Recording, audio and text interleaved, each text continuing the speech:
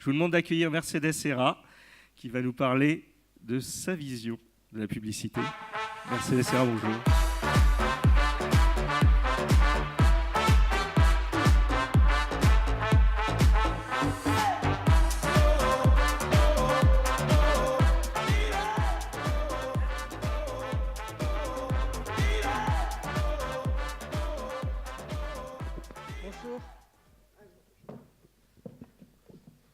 Alors, on n'a pas réussi à faire descendre la cheminée, mais c'est quand même une conversation au coin du feu. Merci beaucoup d'être là, tu es très sollicité, on est très flatté, tu es la star de la journée. Merci, ça il n'y a pas de quoi. Je t'avais en effet interviewé, c'était au Saint James Club, entouré de tableaux, de barons. Et aujourd'hui, la reine de la pub, c'est toi, et on est donc très fiers de t'accueillir. Quelle belle introduction, n'est-ce pas? Je ne sais pas si je suis la reine de la pub, c'est parce qu'on n'est pas encore assez de femmes, hein, sinon je ne serais pas reine. Comme tu as pu remarquer, c'était mixte Oui, c'est bien. juste avant. Alors Mercedes, on ne te présente pas, on te connaît. Tu diriges, tu as fondé BETC. Alors BETC, c'est une rafle de prix. Alors j'ai regardé, c'est 1500 prix sur 19 ans d'histoire. C'est assez colossal. C'est des clients tout à fait iconiques comme Evian, Danone, Air France, Leroy Merlin. Et Mercedes, moi je vais avoir l'immodestie de dire qu'on a au moins 3 points communs. J'ai regardé ton parcours et je vais dire le plus important, le premier. C'est que tu n'es pas né en France, tu es arrivé en France quand tu avais 6 ans. Tu es catalane, tu es d'origine catalane. Moi aussi, je suis arrivé à peu près au même âge. Et tous les deux, on a fait de la langue française notre instrument de travail. Alors là-dessus, j'aurais une question. Deuxième point, c'est Havas. Tu diriges une agence chez Havas, tu es un très haut poste chez Havas, tu es membre du comité exécutif. Voilà, c'est pas rien. Moi, j'ai connu Havas de manière très transitoire et à un poste beaucoup plus modeste.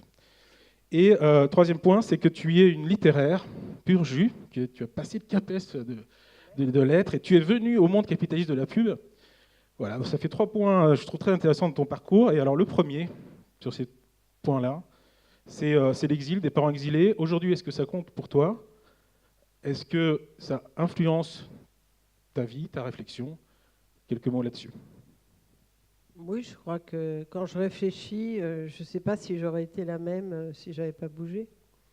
J'ai un souvenir d'avant-après, et pourtant j'avais que 6 ans, donc on peut dire que 6 ans, comment est-ce que ça peut compter? Même pour moi, ça a compté parce que on était de 2 lieux. On a toujours été de 2 lieux, c'est-à-dire ma maman et mon papa à la maison, ils parlaient catalan. D'ailleurs, quand je suis arrivée en France, les gens me disaient « mais tu parles espagnol ?» Je disais « oui, bien sûr ». Et là, je m'apercevais que je ne parlais pas espagnol et je disais à ma mère « mais je parle quoi, moi, finalement? Pas français, pas espagnol, c'est quoi cette langue ?» En fait, je parlais catalan. Et je pense que, du coup, ça oblige à une gymnastique. Quand vos parents arrivent dans un pays, ils comparent. Ils étaient très sympas, mes parents, ils avaient beaucoup de positivité à l'égard de la France, mais de temps en temps, ils disaient quand même des trucs un peu moins positifs. Par exemple, ils disaient « oh, les Français, c'est bizarre, ils sont toujours fatigués ». Moi, je pense que les Français sont toujours fatigués. Voilà. Réveillez-vous. Voilà. Donc, je pense qu'il y a eu quelque chose dans la culture. Ils ont tellement reçu. Alors, nous, on n'était pas habitués à recevoir comme ça. Donc, mes parents, ils disaient aussi, dans ce pays, c'est extraordinaire. L'école, c'est gratuit. Et c'est la meilleure des écoles qui est gratuite. Et la santé, c'est gratuit. Et ça, ils trouvaient ça extraordinaire. Donc, moi, ça m'a créé un attachement au fait qu'il faut soigner tout le monde. Et est-ce qu'aujourd'hui, ça marque ton profil de pubarde? Non, mais c'était d'abord, je crois que je suis tout sauf pubarde. Tu m'en diras quelque chose, parce que tu as une vision de publicité qui m'a un peu étonné. J'aime beaucoup la publicité, sinon j'aurais fait autre chose. On va essayer d'en parler. D'ailleurs, je rappelle qu'on n'a que 15 minutes. Mais en tout cas, oui, ça, c'est marquant. Une petite fille, quand ça arrive, ça a 2 choix. Surtout les petites filles, je ne sais pas pourquoi, mais je pense que j'étais avec mon petit frère, il avait une énergie qui n'était pas exactement la même, mais On venait d'ailleurs et il fallait s'intégrer.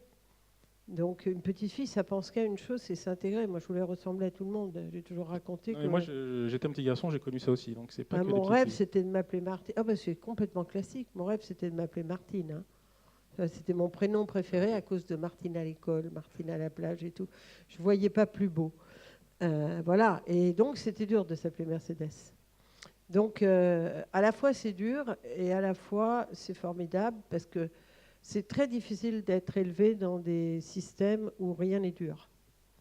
Et donc, moi, je pense que ça a été une chance. Ça m'a donné l'énergie. Ça m'a donné un amour de la France infini. Le français dont tu parlais, moi, quand je suis arrivée en France, je parlais rien. Les enfants se moquaient. Les enfants, ils sont vigoureux. Donc, ils se moquaient de moi. Donc, je me suis tue. Il paraît que c'est très classique chez les petites filles. On se tait. Le jour où j'ai parlé, je parlais mieux qu'eux. Et j'étais la meilleure en français. Et quand j'ai été prof de français, je me suis dit, c'est bizarre, on a tous l'air de venir d'autres pays. Tout le monde avait des noms à consonance étranges, mais je pense qu'on est tellement tombé amoureux du français. Et on aimait plus les Français que des petits Français qui... Alors qu'est-ce qui a fait que tu as abandonné la carrière de prof De lettres. pour embrasser le grand En fait, capitalisme moi, j'étais prof, publicitaire? j'ai adoré, j'ai fait des hippocagnes, des cagnes et tout. Je pense que pour la pensée, les études littéraires, c'est des très grandes études, c'est des écoles de rigueur. C'est ce qui m'a appris qu'il y avait deux rigueurs. Par exemple, parfois, j'entends parler un polytechnicien, enfin, j'entends beaucoup parler des polytechniciens, parce qu'ils dirigent nos entreprises. Il y en a Hein. beaucoup, il y en aura quelques-uns, je crois au moins Et un. ce tout qui à m'a l'heure. marqué, c'est qu'ils étaient plus poètes que moi, qui étais plus rigoureuse. Et je pense qu'on est naïf avec cette vision de la mathématique, qui est une école aussi extraordinaire, mais qui ne t'amène pas obligatoirement à le même type de rigueur. La rigueur est différente. C'est-à-dire que la rigueur appliquée à la vie, pour moi, c'est les lettres. C'est-à-dire de pouvoir réfléchir sans dire n'importe quoi, en posant des choses et en tirant les conséquences sur le monde de la vie.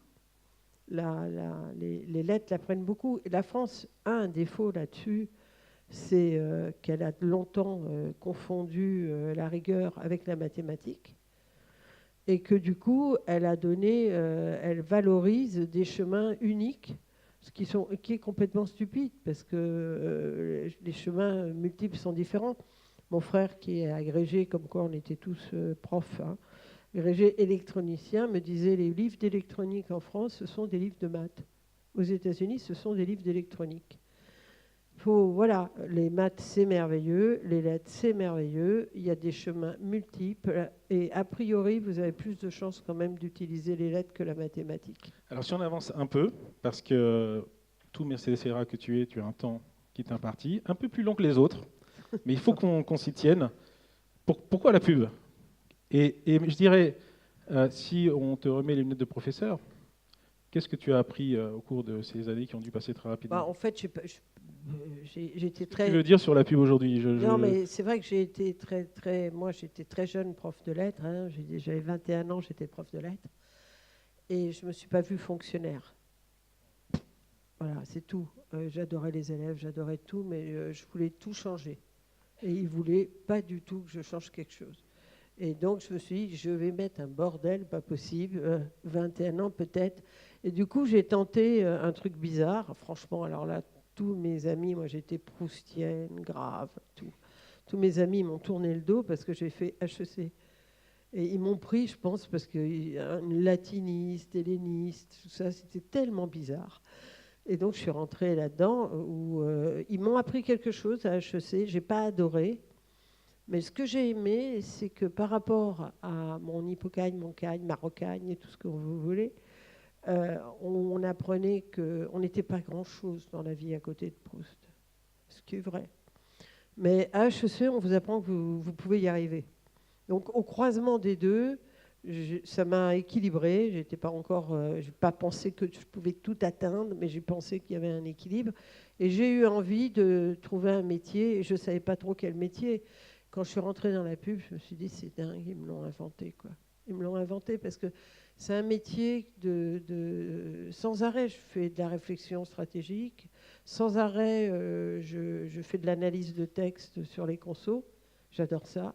J'ai l'impression de continuer mes explications de texte, c'est formidable. Sans arrêt, il faut persuader. Alors, moi, j'aime bien, moi, je suis faite pour être fournisseur, c'est-à-dire pour avoir à persuader. J'aime pas l'autorité. J'aime les choses où vous êtes obligé de persuader les autres et tout. Là, ça va, hein, tous les clients sont nerveux, ils veulent tous, il faut des heures pour les persuader. J'adore ça, je trouve ça intéressant. Tout ça pour un public final qu'il faut respecter, ça je trouve ça intéressant. C'est un mélange extraordinaire entre la pensée et l'action. C'est-à-dire, moi j'ai toujours aimé quand je me casse la figure parce que ouais, tout d'un coup j'ai prévu un truc et tout et c'est un flop. J'adore. Pas d'en avoir beaucoup, mais de me dire qu'il y a un lien entre la pensée, que la pensée pour qu'elle soit intéressante, il faut qu'elle soit productive. Alors, moi, j'aime bien ta vision protienne de la pub. Après, il y a quelque chose, une grande crise qui est arrivée, c'est l'adblocking. On en a un peu discuté, on a peut-être une vue divergente là-dessus. Moi, je pense que l'adblocking révèle en fait un rejet de la pub, pas seulement digital, mais l'ensemble de la pub. C'est pour d'où le titre, publicité, je t'aime moi non plus. Quel est ton avis? Je crois que je suis plus tranquille que ça, quoi. Je pense que vous vous rendez compte, la pub, quoi. Et en plus chez les Français, parce que les Français, ils ont un petit souci sur une problématique qui est l'économique et le politique. Ils ont toujours considéré, vous parlez à des profs, j'ai beaucoup parlé aux professeurs parce que ça me passionne, le monde de l'éducation est complètement non économique. C'est-à-dire, c'est tout juste si vous dites à vos enfants qu'ils vont faire un métier de merde dès qu'ils ne sont pas profs, quoi. Allez, vous attristez pas, ça va être gai comme métier. Moi, je voyais les miens arriver, ils avaient l'air de déprimer. C'est pas grave, travailler, c'est intéressant, quoi. Donc, je pense qu'il y a vraiment c'est un monde où l'économique et le politique ont du mal à se rejoindre. Donc, autant vous dire que la publicité, c'est le truc qui est le plus rejeté au monde. Quand mes enfants disaient allez, publicitaire, Jacques Séguéla avait raison. Il y avait une confusion, quoi. Heureusement que j'étais prof de latin grec. Heureusement. Sinon, il ne m'aurait pas parlé, quoi. Donc, je pense que le monde est plus compliqué que ça. Moi, j'ai une vision de la communication qui est... je pense que tout est communication, pour tout te dire, pour tout simplifier. C'est-à-dire que ce qui m'a le plus marqué et fasciné, c'est à quel point la perception est clé. D'ailleurs, le monde politique le montre bien, les États-Unis le montrent bien. On a une idée en tête, et c'est ça qui compte. Et bien, c'est ça qui me fascine. Moi, ce qui me fascine, c'est que ce qui compte, c'est ce qu'il y a dans la tête des gens. Et vous avez beau leur dire ça, mais arrêtez, ça c'est la vérité, je vous le prouve, j'ai les médecins et tout. Oui, c'est une petite bouteille Evian. Eh bien, ils vous disent non, ça ne correspond pas à ma perception et j'en ai rien à faire de votre vérité. Et ça, moi j'aime bien ça. Et d'ailleurs, le monde politique devrait être respectueux par rapport à ça parce que pour persuader quelqu'un, il faut vraiment le connaître. Parce que vous ne pouvez pas considérer qu'il a complètement tort, il est complètement con et on va lui expliquer la vie. Il faut partir quand même de là où il est.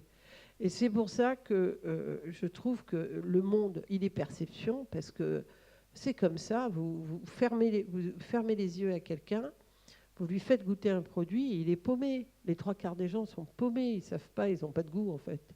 Moi non plus d'ailleurs. Hein. Mais on croit qu'on en a. On croit qu'on en a. Mais c'est notre tête, elle est magnifique, notre tête. On est amoureux, c'est notre tête. On prend un parfum, on n'en a rien à faire. C'est notre tête. Il y a un lien très très fort avec l'esprit. Moi, j'ai adoré. Je crois que un des déclics de ma vie professionnelle, c'est quand des dames normales, dans une salle normale, ont dit que dans la laitière, elles avaient trouvé de la paille. Là, je me suis dit, c'est bien. C'est bien, il faut un peu de paille dans la laitière de temps en temps. Et personne n'a soulevé en se disant, mais quand même, c'est rare, quoi. C'est un problème si on trouve de la paille. Ben non, on a de la paille dans la laitière. Et moi, ça me fascine et ça va très, très loin. Quand vous faites BETC, je me suis appliquée à faire une belle agence. Je n'ai jamais fini. Je trouve qu'elle n'est pas encore totale au point. Bon. Mais quand on travaille, une des choses les plus importantes, c'est que les gens soient fiers de leur métier. Moi, je crois que chez BETC, je dis que j'aimais la publicité, alors que les publicitaires disaient qu'ils n'aimaient pas la publicité. Donc, je ne sais pas pourquoi ils faisaient de la publicité, pour gagner de l'argent, sûrement. Mais ça ne gagne même pas assez aujourd'hui, donc il vaudrait mieux faire autre chose. Donc, globalement, c'est ce qui est important pour les gens. Et les gens, vous ne faites que les payer, ils ne vont pas loin. Vous les payez et vous leur mettez dans la tête que ce qu'ils font est passionnant, c'est extraordinaire. Donc c'est ça, moi, qui me fascine dans la communication. Alors, tu l'as constaté, il y a surtout un public très digitalisé. D'ailleurs, je félicite les speakers qui n'ont pas été si jargonnus que ça. Il nous reste très peu de temps. Moi, je voudrais savoir ce que pour toi, le digital a changé. Est-ce que ça a apporté du plus, du moins? Qu'est-ce que tu aimes? Qu'est-ce que tu détestes dans le digital? Tout ça en 5 secondes. Ce que je déteste, c'est le flou et le n'importe quoi du discours autour. Ce que j'aime, c'est que moi j'aime que le monde évolue et c'est clairement une grande évolution du monde. C'est-à-dire que les gens, le fait qu'ils parlent comme ça, qu'on parle à tout le monde, qu'on adresse, qu'on ait un mode de communication qui soit totalement différent, ça change l'humain. C'est passionnant. Donc ça, je trouve ça fascinant. Après, je pense que le problème des gens, c'est qu'on a obligatoirement un monde à apprendre. On est en train d'apprendre. Et au lieu de se mettre en apprenant, on se jette... je vais vous donner un exemple. Moi, à l'agence... Très court l'exemple. À l'agence, je n'ai pas droit de dire télévision. Parce que les clients, ils trouvent qu'on est ringard. Donc, on ne va pas dire quand même que BETC est ringard. Donc, on dit plus télévision. D'ailleurs, quand on va aux États-Unis, de toute façon, ils disent plus télévision, il faut dire vidéo. Et puis, il faut vidéo, truc, etc. Donc, on utilise tous les codes et pourtant, pour construire la notoriété, il faut la télévision. Donc, moi, j'aime bien mentir, mais jusqu'à un certain point, ça m'énerve. Donc, je craque. Je craque parce que ça, c'est pas intéressant. Ce qui est intéressant, c'est de comprendre. C'est pour ça que j'avais dit que c'était le plus grand CRM du monde. Je pense qu'il y a une formidable utilité. Et quand toi, tu parles des adblocks, c'est intéressant, c'est qu'il faut quand même comprendre quand est-ce qu'on intervient auprès des gens. On les respecte, on les respecte pas. Pour qu'on les bouge, il faut qu'ils soient OK. Donc, on ne peut pas intervenir quand on veut et comme on veut avec de la publicité. Il faut rentrer avec un cadeau. Donc, il faut réfléchir quand est-ce que ça se passe bien, quand est-ce qu'ils n'en veulent pas, et quand est-ce que c'est utile. C'est pour ça que moi, j'aime bien les adblockers. Voilà. Moi aussi, je les adore. La publicité, c'est faire un cadeau. C'est peut-être le mot de la conclusion. Merci beaucoup, Mercedes. Tu as été top. Merci à toi.